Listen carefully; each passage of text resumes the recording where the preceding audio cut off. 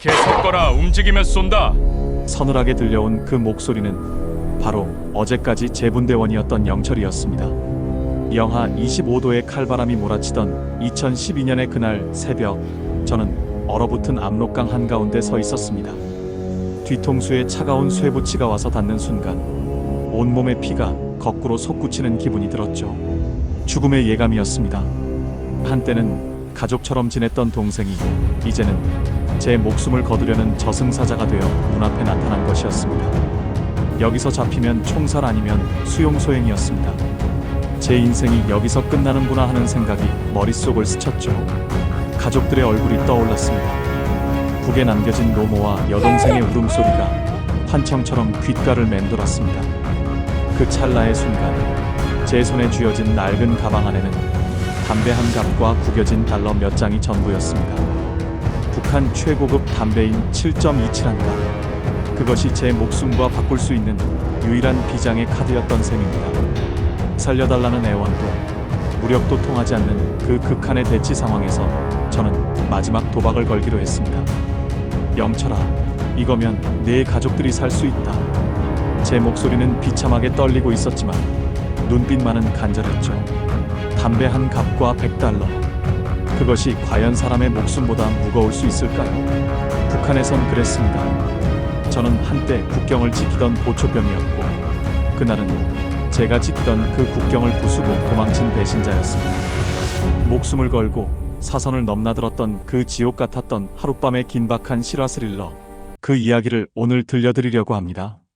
탈북민들의 실제 사연을 전하는 탈북사연 극장의 이야기가 마음에 드신다면 구독과 좋아요 부탁드립니다. 제가 나고 자란 곳은 함경북도 회령입니다. 회령하면 무엇이 떠오르십니까?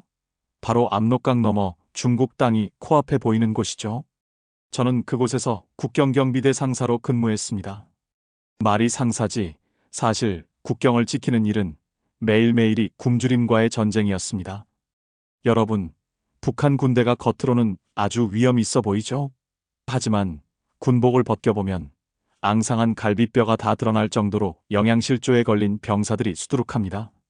저도 분대장으로서 그 아이들을 먹여 살려야 하는 책임이 있었습니다. 지형지물은 제 손바닥 아니었죠. 어느 지점에 감시 카메라가 있고 어느 시간에 보초병들이 조는지 저는 다 알고 있었습니다. 그 지식이 나중에 제 목숨을 구하는 도구가 될 줄은 꿈에도 몰랐던 시절이었습니다. 그때의 일상은 긴장의 연속이면서도 참으로 피로했습니다. 북한 군대에는 상납이라는 것이 일상화되어 있습니다. 위에서는 돈을 가져오라고 복가치고 밑에서는 병사들이 배고프다고 울상이죠. 그래서 우리 같은 보초병들은 국경을 넘나드는 밀수꾼들 뒤를 봐주며 뒷돈을 챙깁니다. 오늘 밤 2시에 이쪽은 비어 있을 거다. 이 한마디가 돈이 되고 식량이 되는 겁니다. 겉으로는 장군님께 충성한다고 목이 터져라 외쳐도 속으로는 다들 어떻게 하면 오늘 저녁에 강냉이밥이라도 한 그릇 더 먹을까 궁리뿐입니다. 저도 나름 수완이 좋아서 윗선에 돈도 잘 바치고 부대원들도 굶기지는 않았습니다. 하지만 가슴 한구석엔 늘 불안함이 자리 잡고 있었죠. 이 위태로운 줄타기가 언제 끝날지 모른다는 예감이 들었습니다. 그때 보았던 압록강의 물결은 차갑다 못해 서글프기까지 했습니다. 여러분도 보릿고개 겪어보셨지 않습니까? 북한의 지금 상황이 딱 그렇습니다. 아니, 그보다 더할지도 모릅니다. 저희 어머니는 시장에서 장사를 하며 겨우 입에 풀칠을 하셨고 여동생은 학교도 제대로 못 다니고 집안일을 도왔습니다. 제가 군에서 챙겨온 강냉이 몇 줌을 건네면 어머니는 철수야, 이거 내가 먹어야 하는 것 아니냐며 눈시울을 붉히셨죠. 그런 가족들을 보며 저는 다짐했습니다. 어떻게든 살아남아서 이 가난을 벗어나게 해주겠다고 말입니다. 북한의 명절이면 고기 한 점 없는 멀건 국을 마시며 가족들과 둘러앉아 미래를 걱정하던 그 밤들이 아직도 생생합니다. 그 시절 회령의 겨울은 뼛속까지 시렸지만 가족의 온기 하나로 버텼던 것 같습니다. 그게 제 삶의 유일한 이유였습니다. 하지만 군대 내 분위기는 갈수록 험악해졌습니다. 매일같이 사상학습이 강화되고 서로가 서로를 감시하는 눈초리가 날카로워졌습니다. 옆집에서 숟가락이 몇 개인지도 보이부가 다 안다는 말이 빈말이 아니었죠. 동료들과 술 한잔할 때도 입조심을 해야 했습니다. 누구 하나가 말실수라도 하면 다음날 사라지는 게 예산일이었으니까요. 저도 부대원들에게는 엄한 상관이었지만 속으로는 그들이 안타까워 몰래 사탕이나 담배를 챙겨주곤 했습니다. 그럴 때마다 병사들은 상사님, 정말 고맙습니다라며 눈을 반짝였습니다. 그 순박한 눈빛들이 나중에 제 앞길을 막을 총구가 될 줄 누가 알았겠습니까? 권력이라는 게 참 덧없습니다. 어제의 충성심이 오늘의 배신이 되는 곳이 바로 북한의 현실입니다. 저는 그저 하루하루를 무사히 넘기기만을 바랐습니다. 어느 날은 대대 정치 지도원이 저를 불렀습니다. 강 상사, 요즘 국경에서 밀수꾼들 소문이 들리던데 자네는 아는 게 없나? 그 차가운 질문에 등 줄기에서 식은땀이 흘렀습니다. 저는 짐진 여유로운 척 대답했죠. 무슨 말씀입니까? 제가 눈을 부릅뜨고 지키는데 쥐새끼 한 마리 못 지나갑니다. 하지만 그들은 이미 알고 있었을 겁니다. 단지 언제 엮어서 잡아넣을지 타이밍만 보고 있었을 뿐이죠. 북한 체제는 그런 식입니다. 잘해주다가도 필요 없으면 가차없이 버리는 일회용 소모품 같은 존재가 바로 인민군입니다. 저는 그날 이후로 잠을 제대로 자본 적이 없습니다. 작은 바람 소리에도 보이부 차가 온 게 아닌가 싶어 벌떡 일어났습니다. 제 유능함이 오히려 제 목에 걸린 올가미가 되고 있었습니다. 긴장감은 극에 달했고 공기는 점점 더 차가워졌습니다. 그럼에도 불구하고 저는 임무를 수행해야 했습니다. 영하 30도에 육박하는 강바람을 맞으며 초소에 서 있으면 눈꺼풀이 얼어붙습니다. 손가락 끝은 감각이 없어지고 발가락은 동상에 걸려 진물이 나도 참아야 했죠. 그 고통을 달래주는 건 오직 담배 한 개비뿐이었습니다. 당시 장교들이나 간부들 사이에서 유행하던 7.27 담배는 우리 같은 사람들에게는 꿈의 상징이었습니다. 한갑에 웬만한 집 한 달 식비와 맞먹었으니까요. 저는 밀수꾼들의 뒤를 봐주고 받은 돈으로 그 담배를 몇 갑 사서 깊숙이 숨겨두었습니다. 뇌물용이었죠. 언젠가 큰일이 터졌을 때 내 목숨을 지켜줄 유일한 보험이라고 생각했습니다. 담배 연기를 깊게 들이마시며 저 멀리 중국 땅의 불빛을 바라보던 기억이 납니다. 저곳은 어떤 세상일까? 저들은 무엇을 먹고 살까 하는 호기심이 조금씩 피어오르던 시기였습니다. 회령시장에 나가면 한국산 물건들이 몰래 유통되곤 했습니다. 알맹이는 한국 건데 껍데기만 중국산으로 위장한 초코파이나 화장품 같은 것들이죠. 어머니께 몰래 한국산 내 하나를 사다 드렸더니 이게 어찌 이리 보드랍냐며 아이처럼 좋아하셨습니다. 그 보드라운 천조각 하나가 우리에겐 자유의 맛보기였습니다. 오빠, 남조선 사람들은 정말 매일 고기를 먹어? 여동생의 순진한 질문에 저는 아무 대답도 할 수 없었습니다. 그저 헛소리하지 말고 밥이나 먹으라며 핀잔을 주었지만 가슴은 미어지는 것 같았습니다. 우리가 믿고 따랐던 공화국이 사실은 거대한 거짓말 위에 세워졌다는 걸 깨닫기 시작하자 일상은 더 이상 평온할 수 없었습니다. 저는 그게 감옥인 줄 몰랐습니다. 황금빛으로 칠해진 하지만 탈출구 없는 거대한 감옥이었습니다. 국경의 밤은 생각보다 적막합니다. 하지만 그 정적 속에는 수천 가지의 욕망과 공포가 뒤섞여 있죠. 저는 그 밤을 지키며 수많은 사람을 잡았습니다. 살기 위해 강을 넘던 그들의 절규를 외면했던 적도 많습니다. 살려주세요, 상사님. 한 번만 봐주세요. 그들의 목소리가 제 귓가를 맴돌기 시작했습니다. 나도 언젠가 저 자리에 설 수 있겠다는 생각이 들자 소름이 돋더군요. 제 신분은 탄탄해 보였지만 사실 모래성 위에 지어진 것과 같았습니다. 위에서 불어오는 바람 한 번에 무너질 수 있는 연약한 삶이었죠. 2012년 초겨울 평양에서 내려온 검열단의 소식은 그 모래성을 무너뜨릴 거대한 태풍의 시작이었습니다. 저는 그날 이후로 제 인생의 경로가 완전히 바뀔 것임을 예감했습니다. 하지만 저는 그게 감옥인 줄 몰랐습니다. 황금빛으로 칠해진 감옥이요. 2012년 초겨울 평양발 피바람이 회령까지 몰아쳤습니다. 김정은 정권이 들어서면서 군 내부의 기강을 잡겠다며 대대적인 검열이 시작된 것이죠. 소문은 무성했습니다. 어느 부대 상좌가 총살당했다느니, 누구네 가족이 통째로 수용소에 끌려갔다느니 하는 흉흉한 이야기들이 매일같이 들려왔습니다. 그러던 어느 날 밤, 제 직속 상관이었던 대위님이 보위부 차에 실려가는 모습을 목격했습니다. 작별 인사조차 할 틈도 없었습니다. 그는 단지 비사회주의 요소 묵인이라는 죄목으로 끌려갔죠. 말이 좋아, 그거지. 사실은 밀수꾼들에게 돈을 받은 걸 다 뒤집어 씌운 겁니다. 그 대위님은 저와 형 동생 하던 사이였습니다. 그가 잡혀가는 순간 제 심장은 발끝까지 떨어지는 것 같았습니다. 다음은 내 차례구나. 직감적으로 알 수 있었습니다. 그날 밤 저는 한숨도 자지 못한 채 어둠 속에서 담배만 태웠습니다. 보위부 놈들은 한 번 물면 뼈까지 씹어먹는 놈들입니다. 대위님이 고문을 당하면 제 이름이 나오는 건 시간 문제였죠. 제가 그 밑에서 온갖 심부름을 다 했으니 빠져나갈 구멍이 없었습니다.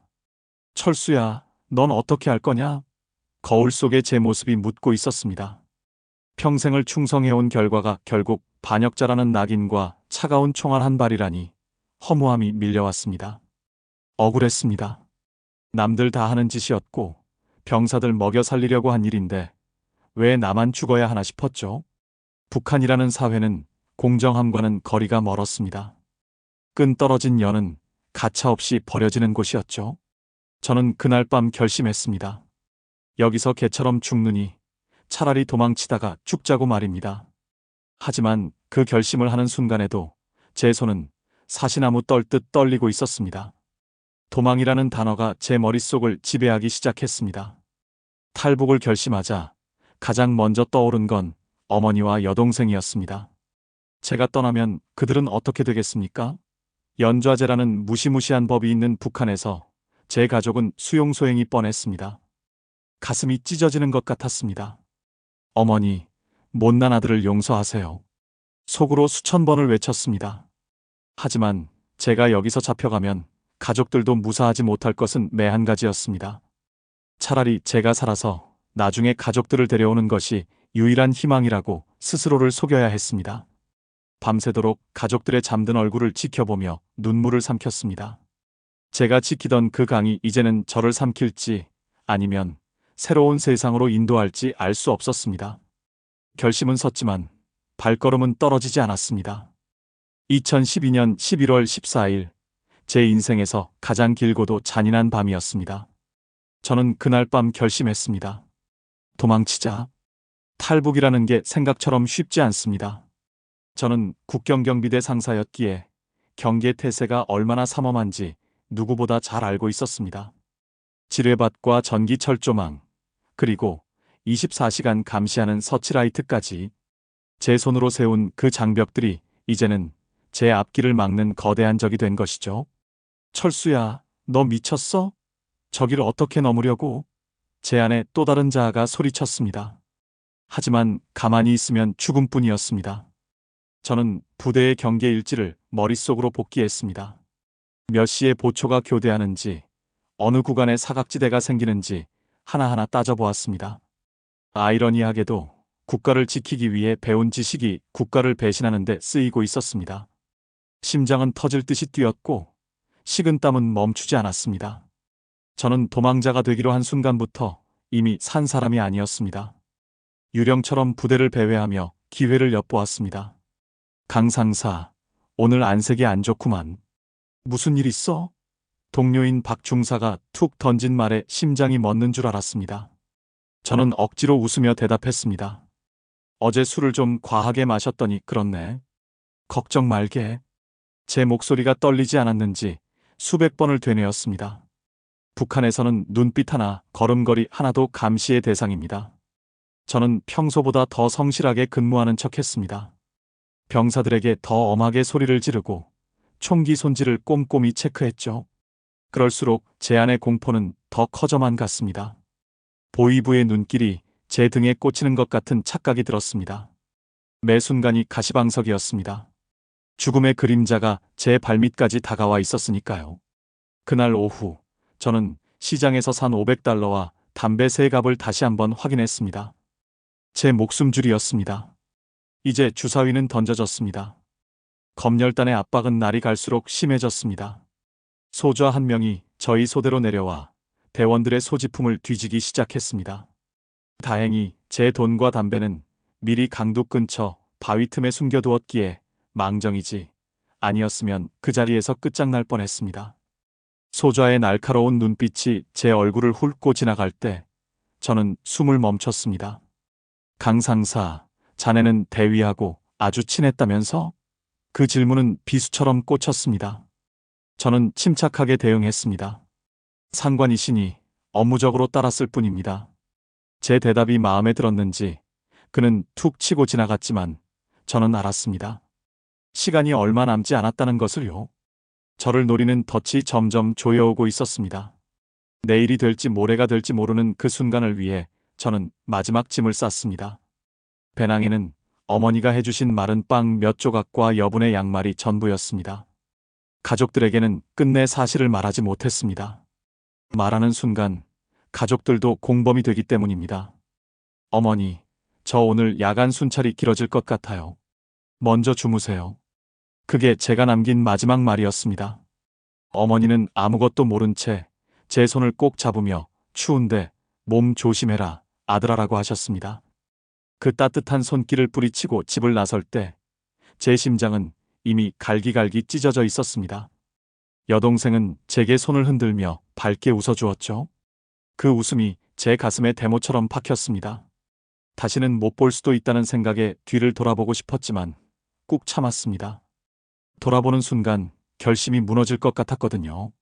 어두운 밤길을 걸으며 저는 인간으로서의 정을 지우고 오직 생존만을 생각하는 짐승이 되기로 했습니다. 그렇게 저는 제가 지키던 그 차가운 강으로 향했습니다. 강가에 도착하자 서슬퍼런 강풍이 얼굴을 때렸습니다. 압록강은 이미 꽁꽁 얼어붙어 하얀 길을 만들고 있었죠. 하지만 그 길은 자유로 가는 길이 아니라 죽음으로 가는 길처럼 보였습니다. 저 강판 위에 서는 순간 저는 조국의 배신자가 되고 발견되면 즉시 사살될 표적이 됩니다. 철수야, 지금이라도 돌아가라. 머릿속에서 경고음이 울렸습니다. 하지만 제 뒤에는 보위부의 차가운 감방이 기다리고 있었고 앞에는 알 수 없는 미래가 있었습니다. 선택은 단 하나뿐이었습니다.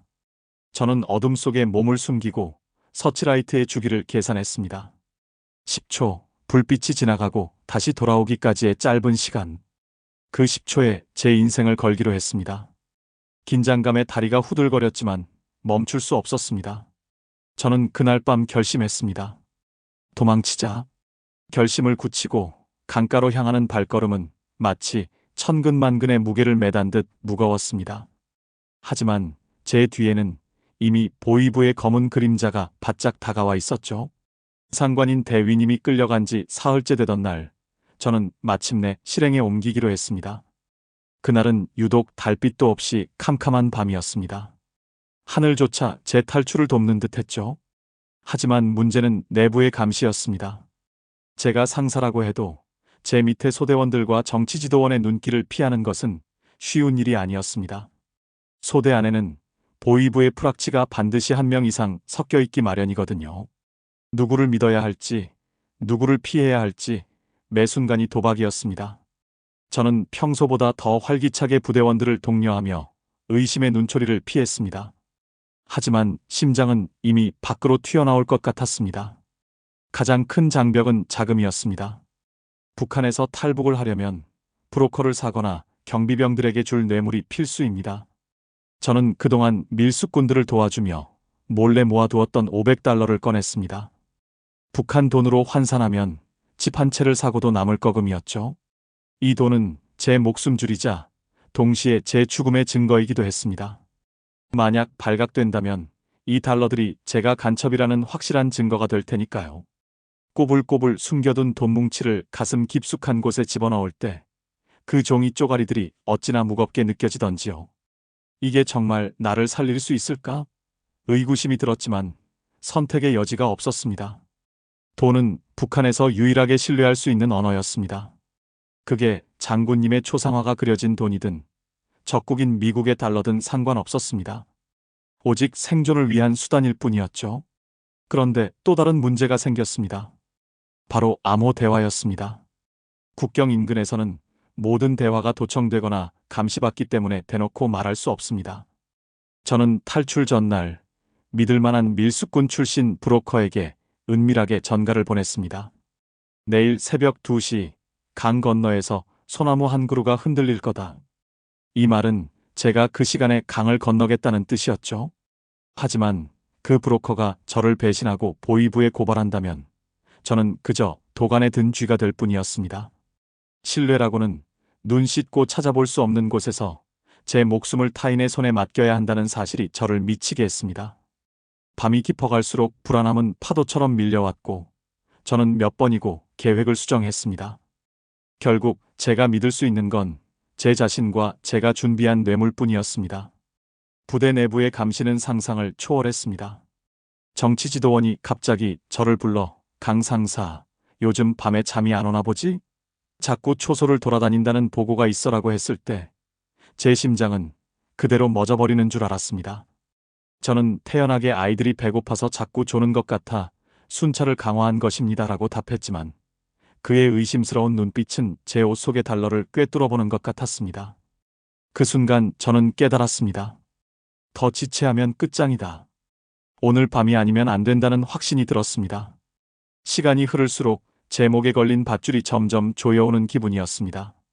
죽음의 공포가 온몸을 감쌌지만 오히려 정신은 더 또렷해졌습니다. 살아남아야 한다.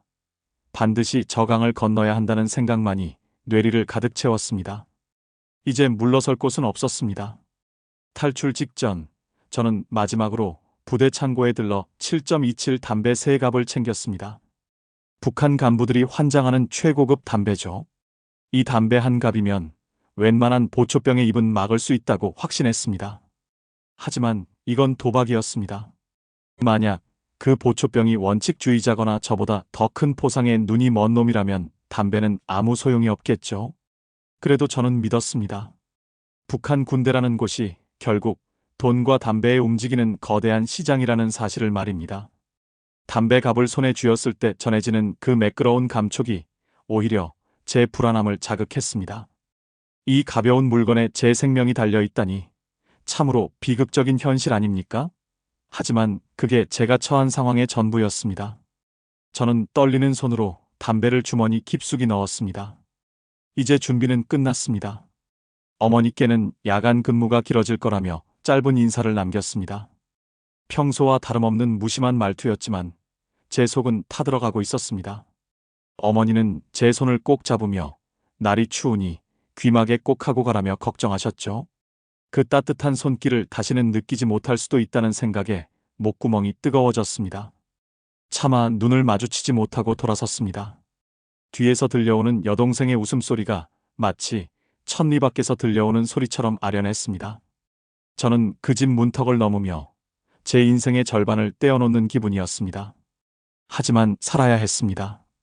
제가 살아야 가족들도 살릴 수 있다는 그 지독한 희망 하나만을 붙잡았습니다. 어두운 골목길을 빠져나오며 저는 인간의 감정을 지웠습니다. 이제 저는 오직 탈출만을 위한 기계가 되어야 했습니다. 강가로 향하는 길은 지뢰밭보다 더 험난했습니다. 수시로 지나가는 보위부의 순찰차와 주기적으로 비추는 서치라이트의 빛을 피해 기어가는 동안 제 몸은 이미 진흙과 눈으로 범벅이 되었습니다. 영하 20도의 추위 속에서도 땀이 비오듯 흘렀습니다. 철수야, 여기서 잡히면 끝이야. 스스로에게 수백 번을 경고했습니다. 작은 나뭇가지 부러지는 소리에도 제 심장은 대포 소리처럼 크게 요동쳤습니다. 압록강의 얼음판이 저 멀리 보이기 시작했을 때 제 눈앞에 예상치 못한 상황이 벌어졌습니다. 평소보다 경비 인력이 2배로 늘어난 것이었습니다. 검열단의 방문 때문이었죠. 제 계획이 시작부터 어긋나고 있었습니다. 당황스러움에 숨이 막혀왔습니다. 하지만 되돌아갈 수는 없었습니다. 이미 제 뒤에는 퇴로가 없었으니까요. 엎드려서 강둑의 동태를 살피던 그때였습니다. 저 멀리서 발자국 소리가 들려왔습니다. 보초병이 제가 숨어있는 쪽으로 다가오고 있었죠. 심장이 멎는 것 같았습니다. 저는 숨을 멈추고 땅바닥에 얼굴을 묻었습니다. 눈발이 제 목덜미를 파고들었지만 차가움조차 느껴지지 않았습니다. 보초병의 군화 소리가 점점 가까워지더니 제 바로 앞에서 멈춰 섰습니다. 찰칵 총기를 점검하는 소리가 밤 공기를 갈랐습니다. 저는 주머니 속에 담배갑을 꽉 쥐었습니다. 제발, 제발 그냥 지나가라. 하지만 운명은 저를 시험하려는 듯 했습니다. 보초병이 무전기를 꺼내 어디론가 연락을 하려던 순간 보이부 검열 차량이 저 멀리서 라이트를 밝히며 다가왔습니다. 시간이 없었습니다. 그때 보이부에서 연락이 왔습니다. 탈북을 결심하고 나서 가장 먼저 찾아야 했던 것은 저와 함께 사선을 넘을 사람이 아니라 제가 떠날 길을 묵인해줄 조력자였습니다. 북한에서 탈출은 혼자서는 절대 불가능합니다. 저는 평소 저를 형처럼 따르던 소대원 3명을 떠올렸습니다. 영철이, 광식가명이, 그리고 민수가명이었죠. 그들은 모두 가난한 농가 출신으로 배고픔에 허덕이며 제 밑에서 고생하던 아이들이었습니다. 저는 그들에게 직접적인 탈북 의사를 밝히는 대신 은밀하게 마음을 떠보았습니다. 야, 영철아. 너 저강 너머에 뭐가 있는지 궁금하지 않니? 제 물음에 영철이는 한참을 망설이다 대답했습니다. 상사님, 저도 가끔 그런 생각을 합니다. 하지만 가면 죽지 않습니까? 그 눈빛에서 저는 희망과 공포를 동시에 읽었습니다. 우리에겐 신뢰가 필요했습니다. 북한 군대에서 상관과 부하 사이의 정은 한국의 그것과는 또 다릅니다. 생사를 같이 하는 전우애라기보다는 서로의 굶주림을 채워주며 싹트는 동지애에 가깝죠. 저는 몰래 챙겨온 강냉이 밥과 사탕을 그들에게 나누어주며 그들의 마음을 샀습니다. 우리가 이렇게 개처럼 살아야 하냐? 너희 부모님들 고향에서 굶고 계신데 너희만 여기서 이렇게 있을 거냐? 제 말에 광식이는 고개를 떨구며 울먹였습니다.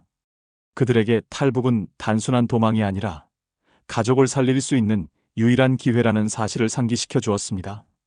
우리는 그날 밤 어두운 초소 뒤편에서 피로 맺은 동맹은 아니지만 목숨을 건 약속을 했습니다. 제가 길을 열면 그들은 그 시간에 눈을 감아주기로 말입니다. 그들의 동기는 명확했습니다. 살고 싶다는 본능이었죠. 하지만 가족회의는 또 다른 문제였습니다. 저는 탈출 사흘 전 조심스럽게 어머니와 여동생을 불러앉혔습니다. 어머니, 만약 제가 멀리 떠나야 한다면 어떻게 하시겠습니까? 제 질문의 의미를 알아차린 어머니의 눈동자가 흔들렸습니다. 북한 사람이라면 그게 무엇을 뜻하는지 금방 알죠. 어머니는 한참 동안 제 손을 만지작거리시더니 떨리는 목소리로 말씀하셨습니다. 철수야, 내가 살 길이라면 가야지. 이 어미 걱정은 마라. 여동생은 말없이 제 품에 안겨 흐느꼈습니다. 가족을 두고 떠나야 한다는 죄책감이 제 가슴을 도려내는 것 같았습니다. 하지만 제가 여기 남으면 우리 가족 모두가 보이부의 칼날에 죽게 될 것이 뻔했습니다. 꼭 살아서 데리러 올게요. 그 말밖에 할 수 없는 제 자신이 너무나 무력하게 느껴졌습니다. 동료들과의 마지막 점검을 위해 저희는 부대 근처 숲속에서 만났습니다. 그들은 제게 각자의 사정을 털어놓았습니다.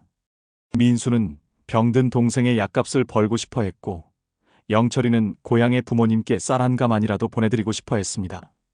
그들의 소박한 꿈이 이 거대한 장벽 앞에서 얼마나 연약한지 저는 잘 알고 있었습니다. 우리가 실패하면 다 죽는다. 하지만 성공하면 가족을 살릴 수 있다. 알겠나? 제 물음에 그들은 결연하게 고개를 끄덕였습니다. 우리는 서로의 손을 꽉 잡았습니다.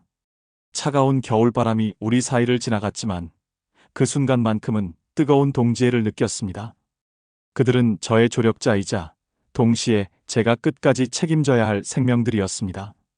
신뢰를 구축하는 과정은 짧았지만 그 무게는 제 인생 전체보다 무거웠습니다.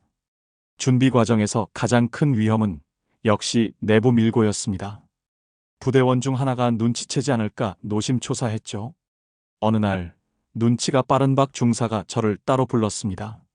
강 상사님, 요즘 영철이랑 자주 붙어 다니시던데 무슨 꿍꿍이라도 있습니까? 그의 농담 섞인 말투 뒤에 숨은 칼날을 느꼈습니다. 저는 담배 한 갑을 꺼내 그의 주머니에 쑤셔 넣으며 말했습니다. 무슨 소리야, 애들 고생하니까 챙겨주는 거지. 자네도 한 대 피우게. 다행히 그는 담배에 정신이 팔려 더 이상 캐묻지 않았습니다.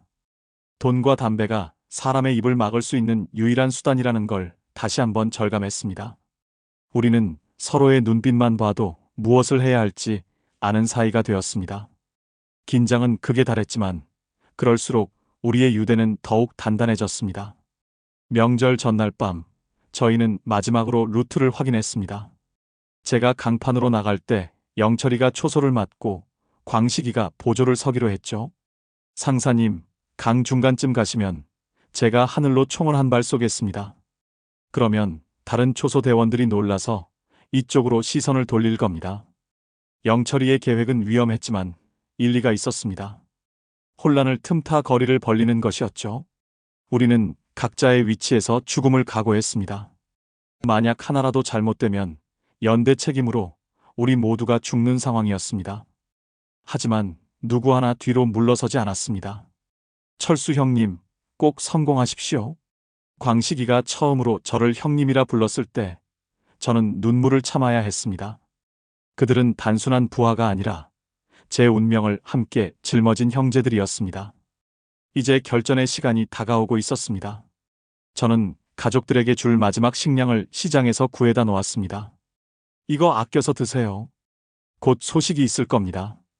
어머니는 제 배낭 속에 마른 명태 한 마리를 몰래 넣어주셨습니다. 가다가 배고프면 씹어 먹어라. 그 투박한 사랑이 저를 더 아프게 했습니다. 동료들은 이미 각자의 초소로 흩어졌고 저는 마지막으로 부대 깃발을 바라보았습니다. 수십 년간 충성해온 조국을 떠나 배신자가 되는 길. 그 길의 끝에 무엇이 있을지는 아무도 몰랐습니다. 하지만 저희 넷의 마음은 하나였습니다. 이 지옥을 벗어나 인간답게 살아보자는 것. 그 열망 하나로 우리는 두려움을 이겨냈습니다. 밤하늘의 별들이 유독 차갑게 빛나고 있었습니다. 이제 준비는 끝났습니다. 새벽 1시, 약속된 시간이 다가왔습니다. 저는 막사를 빠져나와 어둠 속으로 숨어들었습니다. 저 멀리 초소에서 영철이가 손전등으로 짧게 신호를 보냈습니다. 길이 열렸다. 그 신호를 보는 순간 제 온몸의 세포가 깨어나는 기분이었습니다. 발소리를 죽이기 위해 신발 밑창에 수건을 덧대고 기어갔습니다. 동료들의 도움 없이는 불가능한 시작이었습니다. 그들이 지켜주는 그 찰나의 순간이 제게는 영겁의 시간처럼 느껴졌습니다. 뒤를 돌아보니 제가 살던 마을에 희미한 불빛이 보였습니다. 이제 저 불빛을 다시는 못 보겠지. 가슴 한구석이 서늘해졌지만 발걸음을 멈추지 않았습니다. 동료들의 믿음과 가족의 눈물을 등에 업고 저는 강둑으로 내려갔습니다. 이제 되돌릴 수 없었습니다. 디데이를 설 명절 전날로 정한 데는 이유가 있었습니다. 북한에서도 명절은 큰 행사입니다. 보초병들도 사람인지라 명절 기분에 취해 술을 몰래 마시거나 경계가 느슨해지는 틈이 생기거든요. 저는 그 틈을 노리기로 했습니다. 탈출 준비물은 아주 단출했지만 치명적이었습니다. 미리 준비한 $500와 7.27 담배 3갑, 그리고 혹시 모를 상황에 대비한 서늘한 대검 한 자루. 이 대검은 적을 찌르기 위한 것이 아니라 만약 잡히게 된다면 제 스스로 생을 마감하기 위한 용도였습니다. 북한 군인에게 체포는 죽음보다 더한 고통을 의미하니까요. 저는 밤마다 대검을 갈며 제 결심을 다졌습니다. 차가운 금속의 감촉이 제 손바닥을 파고들 때마다 살아야 한다는 본능이 더 강해졌습니다. 루트 선정은 제 전공이었습니다. 회령 인근 압록강은 강폭이 좁은 곳은 50m도 되지 않습니다. 하지만 그만큼 경계가 집중되어 있죠. 저는 일부러 강폭은 넓지만 물살이 세서 얼음판이 불규칙한 구간을 선택했습니다. 그곳은 보초병들이 저기는 미치지 않고서야 안 건널 거다라고 방심하는 곳이었거든요. 저는 며칠 동안 망원경으로 그 구간의 서치라이트 주기를 초 단위로 기록했습니다. 빛이 지나가고 다시 돌아오기까지 딱 12초. 그 12초 안에 저는 30m를 주파해야 했습니다. 얼음판 위에서 미끄러지지 않으려면 신발 위에 덧댈 거친 천 조각이 필수였습니다. 저는 어머니의 낡은 무명천을 잘라 신발을 감쌌습니다. 준비물 하나하나에 제 목숨이 걸려 있었습니다. 돈은 가장 중요한 준비물이었습니다. 브로커 비용으로 $300를 책정했고 남은 200달러는 비상금으로 챙겼습니다. 북한에서 달러는 그 자체로 마법의 종이입니다. 보이부든 국경경비대든 달러 앞에서는 눈이 머니까요. 저는 이 돈을 옷깃 속에 겹겹이 꿰매 넣었습니다. 거들 때마다 부스럭거리는 소리가 제 귓가에는 천둥 소리처럼 크게 들렸습니다. 이 돈이 나를 자유로 인도할 것인가, 아니면 내 무덤을 팔 것인가, 스스로에게 물었습니다. 하지만 대답은 이미 정해져 있었죠. 돈과 함께 가장 신경 쓴 것은 담배였습니다. 북한에서 담배는 단순한 기호품이 아니라 화폐 이상의 가치를 지닙니다. 특히 7.27은 고위 간부들만 피우는 것이라 보초병들에게는 환상적인 뇌물이었죠. 저는 시장에서 가장 상태가 좋은 놈으로만 골라 준비했습니다. 식량도 준비해야 했습니다. 중국 땅에 넘어간다고 해서 바로 안전한 것은 아니니까요. 며칠을 산속에서 버텨야 할지도 몰랐습니다. 저는 어머니가 만들어주신 마른 빵 속도전 가루로 만든 떡 몇 덩이를 준비했습니다. 수분이 없어 딱딱하지만 열량은 높죠. 그리고 설탕 한 봉지. 기운이 빠질 때 설탕만큼 빨리 에너지를 보충해주는 것도 없습니다. 배낭은 최대한 가볍게 꾸렸습니다. 짐이 무거우면 속도가 느려지고 속도가 느려지면 곧 죽음이었으니까요. 배낭끈을 조여맬 때마다 제 심장도 함께 조여지는 기분이었습니다. 모든 준비가 끝나자 오히려 마음이 차분해졌습니다. 이제는 제가 할 수 있는 건 다 했고 나머지는 하늘의 뜻에 맡겨야 했습니다. 고향 산천을 둘러보며 저는 속으로 작별 인사를 고했습니다. 마지막으로 제가 지키던 초소의 열쇠와 무전기를 확인했습니다. 저는 그날 당직이었기에 부대의 모든 움직임을 통제할 수 있는 위치에 있었습니다. 하지만 그만큼 책임도 컸죠. 제가 사라지면 부대는 발칵 뒤집힐 것이고 저와 함께 근무하던 대원들은 가혹한 처벌을 받을 것입니다. 동료들에 대한 미안함이 가슴을 찔렀지만 제가 여기서 죽으면 그들도 결국 제 혐의에 연루되어 죽게 될 것이었습니다. 미안하다 얘들아. 살아서 갚으마. 저는 무전기를 가만히 내려놓았습니다. 이제 저는 군인이 아니라 한 명의 도망자였습니다. 부대 막사를 나서는 순간부터 저는 다시는 이곳으로 돌아올 수 없음을 잘 알고 있었습니다. 밤 공기는 차가웠지만 제 각오는 불보다 뜨거웠습니다. 탈출 당일 오후 저는 시장에 가서 마지막으로 어머니께 드릴 고기 반 근을 샀습니다. 어머니, 오늘 저녁엔 국에 고기 좀 넣어 드세요. 제 말에 어머니는 의아해하셨지만 이내 제 눈빛을 보고 고개를 끄덕이셨습니다. 어머니는 이미 알고 계셨던 것 같습니다. 아들이 오늘 밤 사선을 넘으려 한다는 것을요. 어머니는 제 손을 잡고 어디 가든지 밥 굶지 말고 몸 건강히 있어라라고 하셨습니다. 그게 제가 들은 마지막 유언 같은 당부였습니다. 여동생은 제 군복 소매에 묻은 먼지를 털어주며 오빠 내일 명절이니까 일찍 와야 해라고 웃었습니다. 그 웃음을 뒤로하고 집을 나서는 발걸음은 마치 납덩이를 매단 듯 무거웠습니다. 하지만 멈출 수 없었습니다. 저는 가족을 살리기 위해 가족을 떠나야 했습니다. 밤 12시 세상이 모두 잠든 것 같은 정막 속에 저는 최종 점검을 마쳤습니다. 손목 시계의 초침 소리가 제 심장 소리와 겹쳐 들렸습니다. 째깍 째깍. 죽음으로 가는 카운트다운 같았습니다. 저는 마지막으로 거울을 보았습니다. 그곳에는 낯선 남자가 서 있었습니다. 조국에 충성하던 강 상사는 온데간데 없고 오직 살기 위해 발버둥 치는 한 인간만이 남았죠. 저는 주머니 속에 7.27 담배 한 갑을 꺼내 냄새를 맡아보았습니다. 이 독한 담배 향기가 나중에는 자유의 향기로 기억되기를 바랐습니다. 어두운 방 안에서 저는 마지막 기도를 올렸습니다. 신을 믿지는 않았지만 누구라도 좋으니 저를 살려달라고 빌었습니다. 이제 시간은 2시를 향해 가고 있었습니다. 디데이가 잡혔습니다. 내일 밤, 아니 바로 지금입니다. 강둑으로 향하는 숲길은 유독 조용했습니다. 나뭇잎 하나 흔들리는 소리조차 제 귀에는 비명처럼 들렸습니다. 저는 몸을 최대한 낮추고 기어갔습니다. 미리 준비한 천조각 덕분에 눈 밟는 소리는 거의 나지 않았지만 제 거친 숨소리가 들킬까봐 조마조마했습니다. 강가에 도착했을 때 저 멀리서 약속된 서치라이트의 신호가 보였습니다. 12초의 여유. 저는 그 시간을 놓치지 않기 위해 숨을 몰아쉬며 준비했습니다. 저 앞에 압록강은 검은 심연처럼 입을 벌리고 있었죠. 저곳을 건너면 다시는 돌아올 수 없는 강을 건너는 것입니다. 심장이 터질 듯 요동쳤지만 저는 발을 뗐습니다. 차가운 얼음의 감촉이 발끝에서 전해졌습니다. 이제 되돌릴 수 없었습니다. 디데이가 잡혔습니다. 내일 밤 새벽 2시 세상 모든 것이 얼어붙은 듯한 정적 속에 저는 압록강 강판 위에 발을 올렸습니다. 첫 발을 떼는 순간 쩍하며 얼음이 갈라지는 소리가 들렸습니다. 제 심장도 함께 갈라지는 것 같았죠. 영하 25도의 추위는 살을 애는 듯 했지만 제 몸은 극도의 긴장감으로 인해 뜨겁게 타오르고 있었습니다. 저 멀리 초소의 서치라이트가 주기적으로 강판을 훑고 지나갔습니다. 빛이 지나가고 다시 어둠이 찾아오는 그 10초.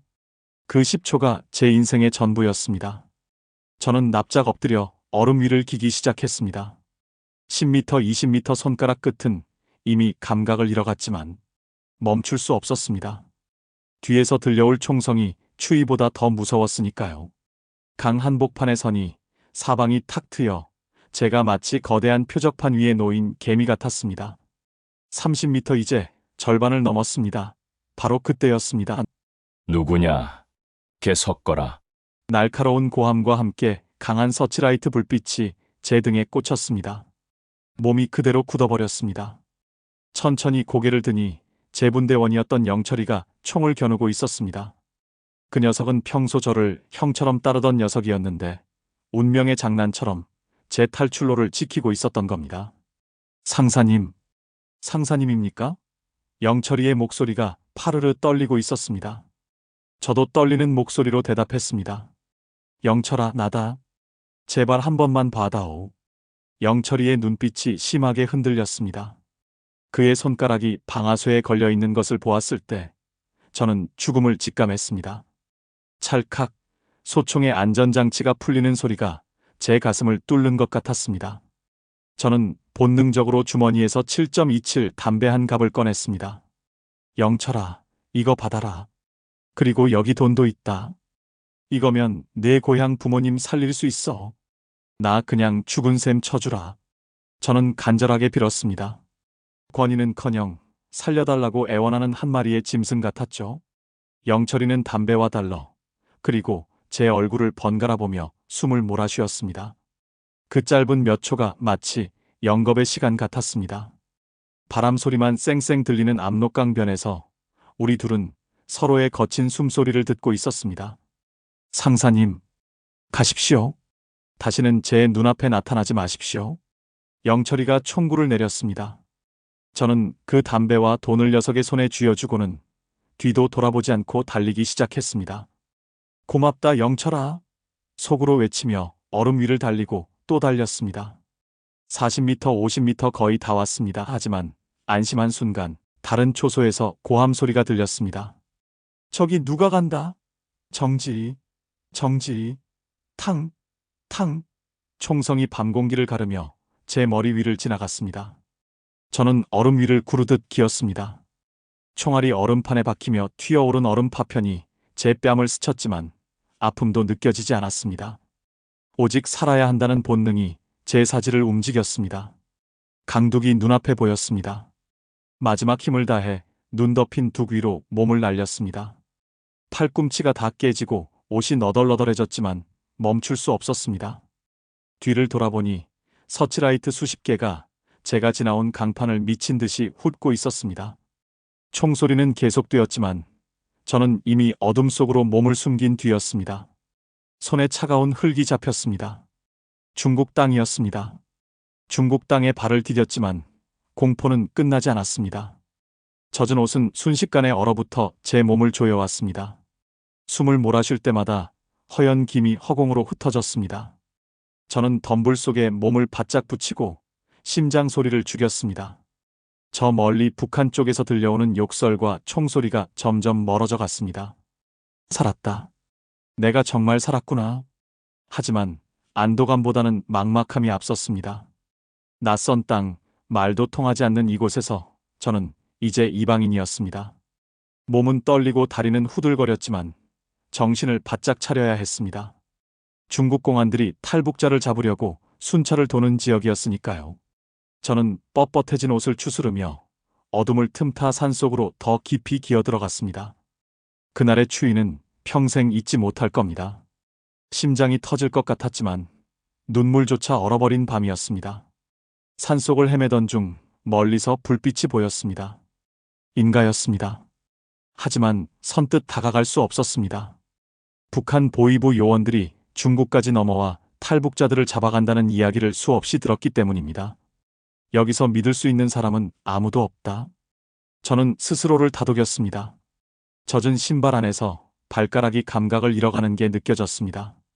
동상에 걸리면 걸을 수 없게 되고 걸을 수 없게 되면 잡히는 건 시간 문제였습니다. 저는 주머니에 남은 마지막 담배 한 갑을 만지작거렸습니다. 영철이에게 준 것과 똑같은 7.27이었습니다. 이 담배가 제 목숨을 한번 구해주었듯 또 다른 기적을 가져다 주길 바랐습니다. 어둠 속에서 저는 짐승처럼 낮은 포즈로 산등성이를 넘었습니다. 1km, 2km. 멀어질수록 고향은 그리움보다 두려움으로 변해갔습니다. 새벽녘 어느 허물어져가는 옥수수 창고를 발견하고 거기 숨어들었습니다. 옥수수 껍질 속에 몸을 파묻자 미약하게나마 온기가 느껴졌습니다. 그제야 긴장이 풀리며 온몸이 떨려왔습니다. 덜덜 떨리는 손으로 마른 빵 한 조각을 꺼내 입에 넣었지만 모래를 씹는 듯 했습니다. 어머니, 저 살아있어요. 속으로 수천 번을 되뇌었습니다. 창고 틈새로 보이는 하늘은 무심하게도 밝아오고 있었습니다. 북한에서는 지금쯤 제가 사라진 걸 알고 비상이 걸렸겠죠. 우리 가족들은 무사할까? 제 이기적인 선택이 가족들에게 어떤 재앙을 가져올지 생각하자 가슴이 미어지는 것 같았습니다. 하지만 이제는 돌이킬 수 없었습니다. 오직 앞만 보고 가야 했습니다. 그게 저를 살려준 영철이와 남겨진 가족들에 대한 예의라고 생각했습니다. 날이 완전히 밝자 저 멀리서 개 짖는 소리가 들려왔습니다. 누군가 다가오고 있었습니다. 저는 다시 대검을 손에 꽉 쥐었습니다. 잡히느니 죽겠다. 제 마지막 자존심이었습니다. 다행히 지나가는 농부였지만 저는 그가 멀어질 때까지 숨도 쉬지 못했습니다. 중국에서의 첫날은 그렇게 공포와 추위로 시작되었습니다. 하지만 제 손에는 아직 100달러짜리 지폐 몇 장과 담배 한 갑이 남아 있었습니다. 이것들이 저를 어디로 인도할지는 몰랐지만 적어도 압록강의 총구 앞에서는 저를 지켜주었습니다. 저는 다시 신발끈을 조여맸습니다. 이제부터가 진짜 시작이었습니다. 죽음의 강을 건넜으니 이제 삶의 산을 넘어야 했습니다. 손이 뭔가를 잡았어요. 땅이었습니다. 중국 땅. 중국 땅에 발을 디뎠다고 해서 모든 게 끝난 것은 아니었습니다. 오히려 더 잔인한 추격전이 기다리고 있었죠. 젖은 옷은 순식간에 얼음 갑옷이 되어 살을 파고들었고 한 걸음 옮길 때마다 쩍쩍 소리가 났습니다. 근처 농가에 들어가 도움을 청하고 싶었지만 밀고 당하면 바로 북송이라는 걸 잘 알았습니다. 당시 중국은 탈북자 신고 포상금이 상당했거든요. 저는 인가에서 떨어진 산속을 기어다녔습니다. 1차 위기는 다음 날 아침에 찾아왔습니다. 숲길을 걷던 중 멀리서 공안의 순찰차 소리가 들려왔습니다. 저기다! 잡아라! 하는 환청이 들릴 정도로 공포에 질려 있었습니다. 저는 가시덤불 속에 몸을 던졌습니다. 날카로운 가시가 얼굴을 긁었지만 아픔도 느껴지지 않았습니다. 숨을 멈추고 차가 지나가기만을 기다렸던 그 시간이 제 인생에서 가장 긴 5분이었습니다. 밤이 되자 추위는 더 지독해졌습니다.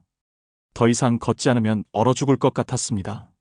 저는 위험을 무릅쓰고 불이 꺼진 작은 농가 창고에 들어갔습니다. 덜덜 떨리는 손으로 남은 담배 한 개비를 꺼내 물었습니다. 불을 붙일 수도 없었습니다. 빛이 새어나가면 잡힐 테니까요. 그냥 입에 물고 향만 맡았습니다. 이 담배 한 갑이 정말 내 목숨이었구나. 영철이의 얼굴이 떠올라 눈물이 왈칵 쏟아졌습니다. 그 녀석은 지금쯤 어떻게 됐을까? 나를 놓아준 게 들통나서 고초를 겪고 있는 건 아닐까? 죄책감이 파도처럼 밀려왔습니다. 하지만 죽을 순 없었습니다. 저는 옥수수 껍질을 덮고 떨며 밤을 지새웠습니다. 1차 안도 뒤에 찾아온 이 위기는 저를 더 강하게 만들었습니다. 살아야 한다. 반드시 살아서 이 은혜를 갚아야 한다는 생각뿐이었습니다. 다음 날 저는 어렵게 브로커와 연락이 닿았습니다. 제가 북에서 보낸 신호를 받은 사람이었죠. 하지만 그 브로커는 제가 상상하던 조력자가 아니었습니다. 그는 제 몰골을 보더니 비웃으며 말했습니다. 500달러? 그걸로 여기까지 가겠다고? 장난해? 그는 더 많은 돈을 요구했습니다. 인신매매범일지도 모른다는 공포가 엄습했습니다. 저는 주머니에서 마지막 남은 7.27 담배 한 갑을 꺼내 그에게 건넸습니다. 이건 북한 상류층만 피우는 겁니다. 그리고 한국 가면 더 큰 돈을 주겠소. 담배를 받아든 그의 눈빛이 잠시 흔들렸습니다. 북한에서도 최고급으로 통하는 물건의 가치를 그는 알고 있었죠. 뇌물은 국경을 넘어서도 통하는 공통어였습니다. 다행히 그는 저를 일단 숨겨주기로 했습니다. 희망의 빛이 보였지만 그것은 또 다른 위기의 시작이었습니다. 브로커가 저를 데려간 곳은 낡은 폐가였습니다. 그곳에는 이미 저와 비슷한 처지의 탈북자 3명이 더 있었습니다. 깡마른 아이와 젊은 여성이었죠. 그들의 눈에는 초점이 없었습니다. 우리는 이제 어떻게 되는 건가요? 여성의 물음에 저는 아무 대답도 할 수 없었습니다. 저 역시 제 앞날을 알 수 없었으니까요. 브로커는 저희를 좁은 지하방에 가두고 밖에서 문을 잠갔습니다. 2차 위기였습니다. 우리를 공안에 팔아넘기려는 건 아닐까? 아니면 어딘가로 팔아치우려는 걸까? 공포가 방 안을 가득 채웠습니다. 좁은 틈 사이로 들어오는 찬바람을 맞으며 우리는 서로의 체온에 의지해 버텼습니다. 브로커는 하루에 한 번 딱딱한 만두 몇 개를 던져줄 뿐이었습니다. 지옥 같은 기다림의 연속이었습니다. 사흘째 되는 날 밤, 브로커가 갑자기 문을 열었습니다. 지금 바로 떠나야 해. 공안들이 들이닥쳤어. 2차 희망이 찾아온 듯 했지만 상황은 긴박했습니다. 우리는 그의 뒤를 따라 어두운 숲길을 미친 듯이 달렸습니다. 뒤에서는 경찰차의 사이렌 소리가 들려왔습니다. 눈앞이 캄캄했습니다. 여기서 잡히면 다 끝이야. 브로커는 우리를 낡은 트럭 짐칸에 밀어넣었습니다. 냄새나는 비료 포대 밑에 숨어 숨을 죽였습니다. 트럭이 덜컹거릴 때마다 심장이 입 밖으로 튀어나올 것 같았습니다. 공안의 검문소를 지날 때 트럭이 멈춰 섰습니다. 밖에서 공안들이 나누는 대화 소리가 들렸고 누군가 짐칸을 발로 차는 소리가 났습니다. 제 손은 주머니 속에 대검을 꽉 쥐고 있었습니다. 들키면 그 자리에서 자결하겠다는 결심이었습니다. 다행히 트럭은 무사히 검문소를 통과했습니다. 몇 시간을 달렸을까요? 어느 한적한 강가에 도착했습니다. 브로커는 우리를 내리게 하더니 손가락으로 강 너머를 가리켰습니다. 저기만 넘으면 이제 브로커가 바뀔 거다. 나머지는 내 운명이야. 그가 말한 2차 희망은 바로 동남아로 향하는 루트의 시작이었습니다. 하지만 제 수중에 남은 돈은 거의 바닥난 상태였습니다. 저는 제 손목에 차고 있던 낡은 소련제 시계를 풀어 그에게 주었습니다. 이거라도 가져가시오. 나를 도와줘서 고맙소. 브로커는 무심하게 시계를 주머니에 넣고 사라졌습니다. 다시 우리만 남겨진 어두운 강가. 하지만 북한의 압록강과는 다른 기운이 느껴졌습니다. 아직 안전하지는 않았지만 적어도 누군가 우리를 쫓고 있지는 않았습니다. 우리는 다시 걷기 시작했습니다. 중국의 대도시를 피해 농촌과 산길을 따라 남쪽으로, 더 남쪽으로 향했습니다. 기차역이나 버스터미널은 꿈도 꿀 수 없었습니다. 오직 2다리만이 우리의 이동수단이었죠. 발바닥은 물집이 터지고 피가 났지만 멈출 수 없었습니다. 길가에서 버려진 음식을 주워 먹으며 연명했습니다. 한때 국경을 호령하던 상사 강철수는 온데간데 없고 그저 살고 싶은 한 마리의 짐승만 남았습니다. 하지만 그 비참함 속에서도 우리 4명은 서로를 격려했습니다. 조금만 더 가면 됩니다. 한국에 가면 따뜻한 밥을 배불리 먹을 수 있습니다. 그 희망 고문 같은 한마디가 우리를 버티게 한 유일한 힘이었습니다. 중국에서의 도피 생활은 압록강을 건너는 것보다 더 긴장되고 고통스러운 시간이었습니다. 중국 공안의 눈을 피해 한 달을 넘게 걸었습니다. 마침내 태국 국경으로 향하는 안내인을 만났을 때 저는 그제야 참았던 눈물을 터뜨렸습니다. 이제 정말 살 수 있는 건가요? 안내인은 대답 대신 제 어깨를 툭툭 쳤습니다. 하지만 그는 경고했습니다. 중국을 벗어난다고 끝이 아니야. 라오스의 정글과 메콩강이 기다리고 있어. 거기서 죽는 사람이 더 많아. 그의 말은 사실이었습니다. 중국 땅을 벗어나는 마지막 순간까지 우리는 숨을 죽여야 했습니다. 뒤를 돌아보니 저 멀리 중국의 휘황찬란한 도시 불빛이 보였습니다. 하지만 그 빛은 우리를 위한 것이 아니었습니다. 우리는 여전히 어둠 속을 걷는 유령들이었죠. 중국에서도 안전하지 않았습니다. 하지만 우리는 멈추지 않았습니다. 라오스의 정글은 압록강의 추위보다 더 잔인했습니다. 습한 공기와 이름 모를 벌레들, 그리고 한 치 앞도 보이지 않는 빽빽한 나무들이 우리를 가로막았죠. 우리는 공안의 눈을 피해 산등성이를 넘고 또 넘었습니다. 식량은 이미 바닥난 지 오래였습니다. 나무 뿌리를 캐먹고 빗물을 받아 마시며 버텼습니다. 함께 탈출하던 아이는 고열에 시달리며 신음했습니다. 아저씨, 저 죽는 거 아니죠? 아이의 떨리는 목소리에 저는 제 군복을 벗어 덮어주었습니다. 아니야, 조금만 더 가면 따뜻한 곳이 나와. 거기서 맛있는 거 많이 먹자. 제 거짓말이 가슴을 찔렀지만 희망마저 버리면 우리는 그 자리에서 쓰러질 수밖에 없었습니다. 정글의 밤은 짐승들의 울음소리로 가득했고 우리는 서로의 손을 꼭 잡은 채 뜬 눈으로 밤을 지새웠습니다. 메콩강은 또 다른 사선이었습니다. 강폭은 넓고 물살은 거셌죠. 우리는 낡은 목선 한 척에 몸을 실었습니다. 조금만 움직여도 뒤집힐 것 같은 위태로운 배였습니다. 소리내면 안 됩니다. 강 건너편은 라오스 군인들이 지키고 있어요. 안내인의 속삭임에 우리는 숨을 멈췄습니다. 노젓는 소리가 밤 공기를 가를 때마다 심장이 요동쳤습니다. 갑자기 강 건너에서 서치라이트가 비쳤습니다. 정지. 날카로운 고함 소리와 함께 총성이 들려왔습니다. 우리는 배 바닥에 납작 엎드렸습니다. 물이 배 안으로 스며들기 시작했습니다. 공포에 질린 여성이 비명을 지르려 하자 저는 그녀의 입을 막았습니다. 제발 조금만 더. 물살에 떠내려가며 우리는 죽음의 문턱을 몇 번이나 넘나들었습니다. 그 밤 메콩강은 눈물로 채워진 강이었습니다. 천신만고 끝에 태국 국경에 닿았습니다.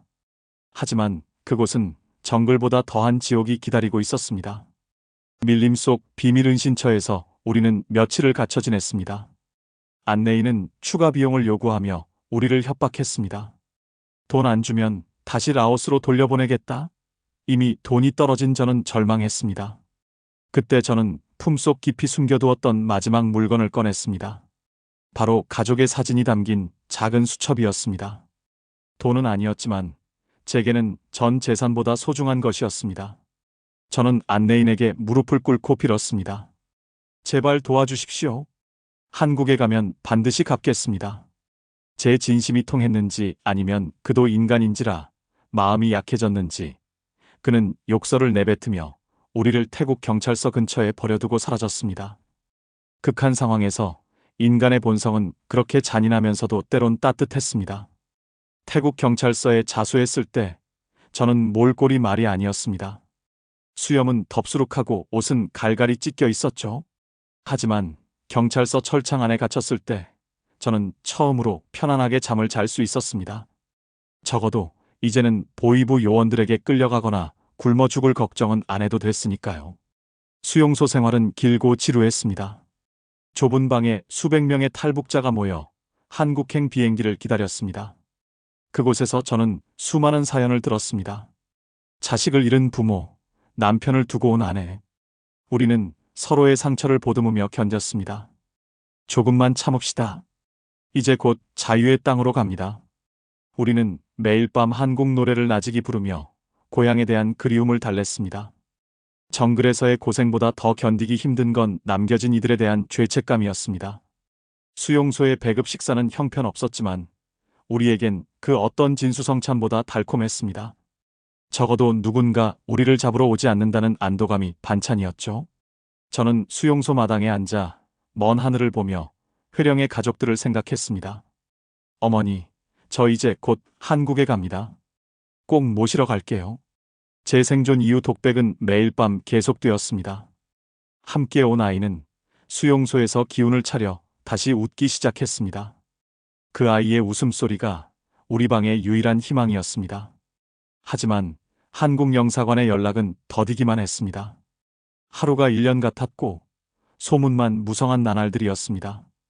내일이면 비행기 탄대요. 아니래, 내년이나 돼야 한대. 희망과 절망이 교차하는 그곳에서 우리는 오직 생존만을 위해 기도했습니다. 어느 날 갑자기 명단이 발표되었습니다. 강철수, 가방 싸세요. 제 이름이 불리는 순간 심장이 멈추는 줄 알았습니다. 저는 가진 것도 없으면서 배낭을 꼭 쥐었습니다. 함께 고생했던 동료들과 작별 인사를 나눴습니다. 먼저 가서 기다릴게요. 꼭 한국에서 만납시다. 우리는 서로를 안아주며 엉엉 울었습니다. 그 울음은 슬픔이 아니라 기나긴 어둠을 뚫고 나온 자들의 안도였습니다. 공항으로 향하는 버스 안에서 저는 창밖의 이국적인 풍경을 넋을 잃고 바라보았습니다. 세상은 이렇게 넓고 화려한데 우리는 왜 그 좁은 땅에서 굶주리며 살아야 했을까요? 분노와 슬픔이 동시에 밀려왔습니다. 하지만 이제 제 앞에는 새로운 세상이 기다리고 있었습니다. 비행기 트랩을 오를 때 제 발걸음은 구름 위를 걷는 듯 가벼웠습니다. 비행기 안에서 저는 처음으로 정갈하게 차려진 기내식을 먹었습니다. 하얀 쌀밥과 고기 반찬. 한때 북한에서 상사로 근무하며 밀수를 눈감아주고 챙겼던 그 어떤 뇌물보다도 값진 음식이었습니다. 저는 밥알 하나하나를 씹으며 눈물을 흘렸습니다. 옆자리에 앉은 탈북자 동료도 소리 없이 울고 있었습니다. 스튜어디스가 건네준 따뜻한 물 한 잔이 제 얼어붙은 마음을 녹여주었습니다. 이제 안전합니다. 한국에 오신 걸 환영합니다. 그 친절한 목소리에 비로소 제가 살았음을 실감했습니다. 구름 아래로 펼쳐진 바다를 보며 저는 지난 6개월간의 여정을 되짚어 보았습니다. 압록강의 얼음판, 중국의 가시덤불, 라오스의 정글. 그 모든 지옥을 뚫고 저는 마침내 빛을 향해 가고 있었습니다.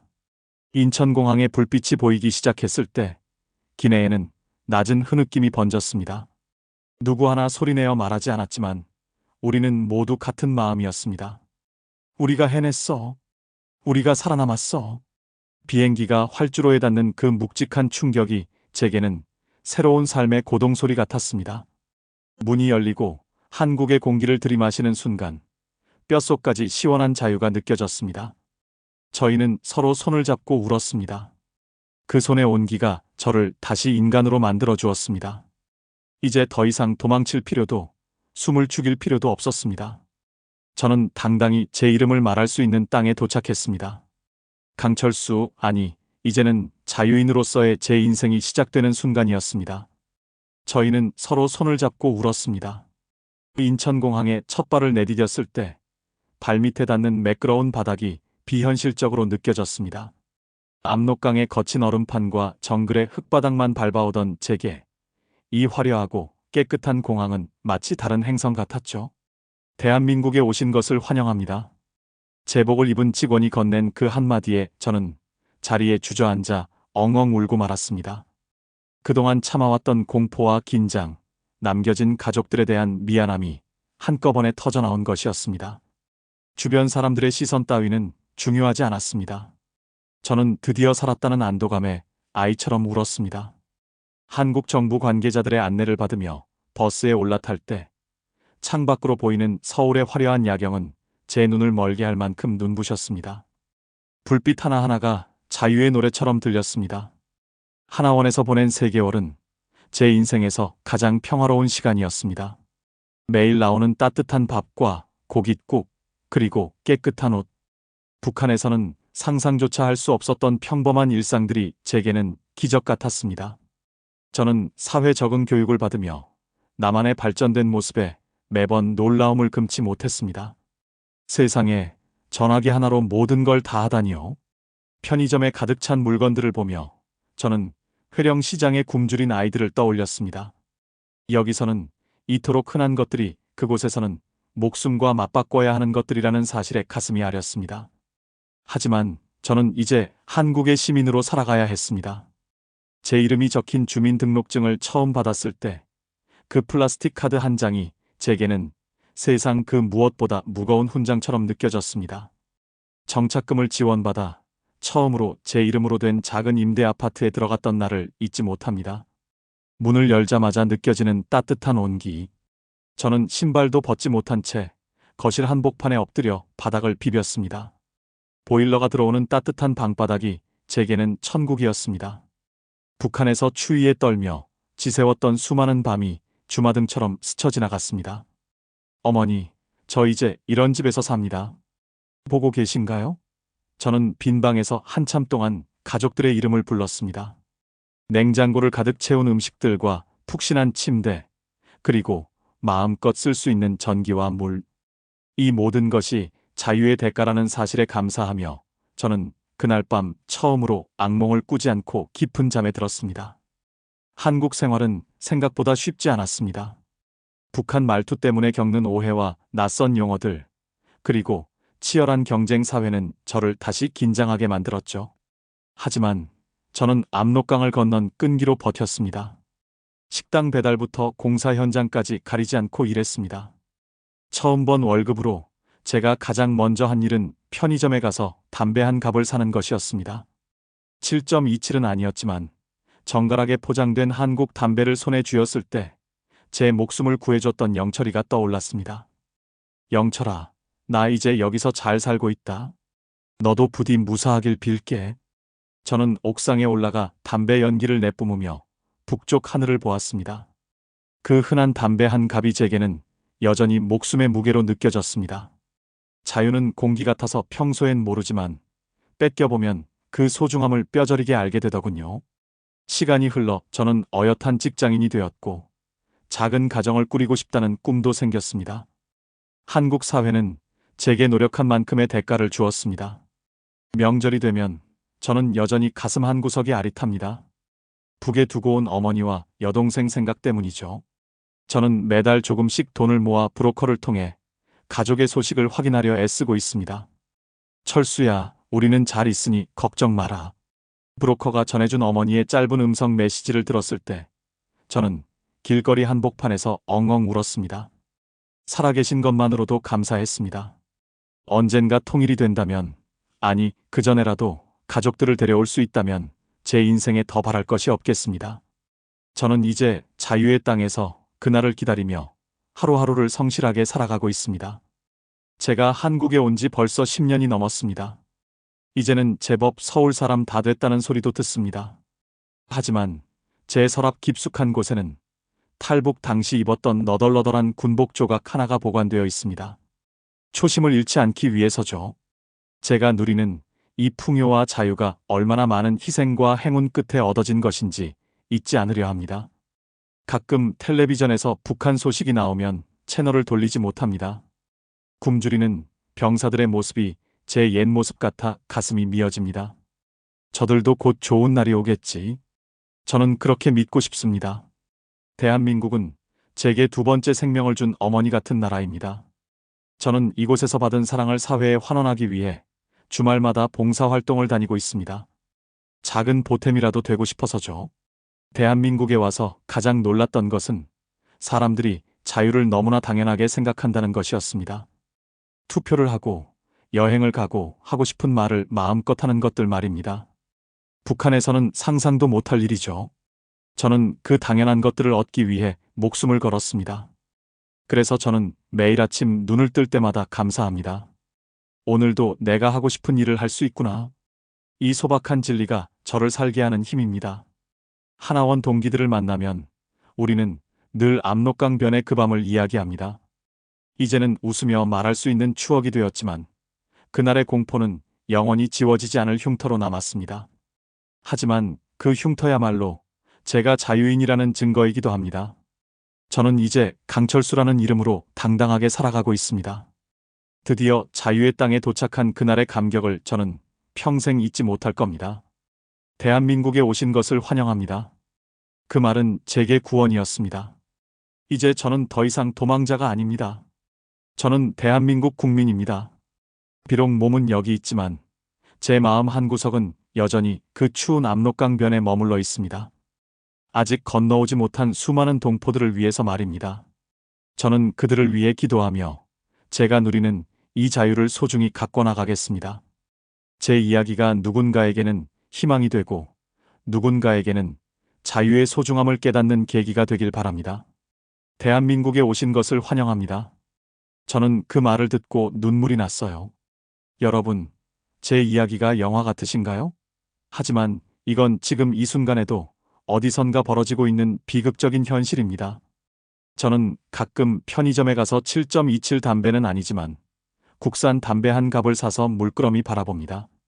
그때 그 보초병 영철이는 어떻게 되었을까요?